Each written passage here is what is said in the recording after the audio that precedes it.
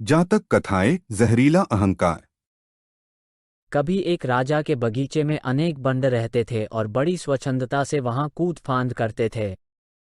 एक दिन उस बगीचे के द्वार के नीचे राज पुरोहित गुजर रहा था। उस द्वार के ऊपर एक शरारती बंदर बैठा था। जैसे ही राज पुरोहित उसके नीचे आया, उसने उसके गंजे सर पर विष्ठा कर दी। अचंभित हो पुरोहित ने चारों तरफ देखा, फिर खुले मुख से उसने ऊपर को देखा। बंदर ने तब उसके खुले मुख में ही मलत्याग कर दिया। क्रुद्ध पुरोहित ने जब उन्हें सबक सिखलाने की बात कही तो वहां बैठे सभी बंदरों ने दांत किटकिटाकर उसका और भी मखौल उड़ाया।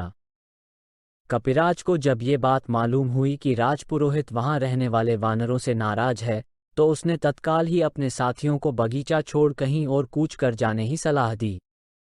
सभी बंदरों ने तो उसकी बात मान ली और तत्काल वहां से प्रस्थान कर गए।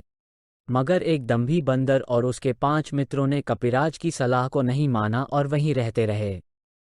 कुछ ही दिनों के बाद राजा की एक दासी ने प्रासाद के रसोई घर के बाहर गीले चावल को सूखने के लिए डाले। एक भेड़ की उस पर नजर पड़ी और वह चावल खाने को लपका। दासी ने जब भेड़ को चावल खाते देखा तो उसने अंगीठी से निकाल एक जलती लकड़ी से भेड़ को मारा, जिससे भेड़ के रोम जलने लगे।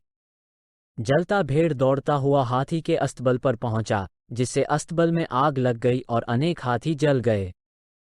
राजा ने हाथियों के उपचार के लिए एक सभा बुलाई जिसमें राज पुरोहित प्रमुख था। पुरोहित ने राजा को बताया कि बंदरों की चर्बी हाथियों के घाव के लिए कारगर मलहम है। फिर क्या था, राजा ने अपने सिपाहियों को तुरंत बंदरों की चर्बी लाने की आज्ञा दी।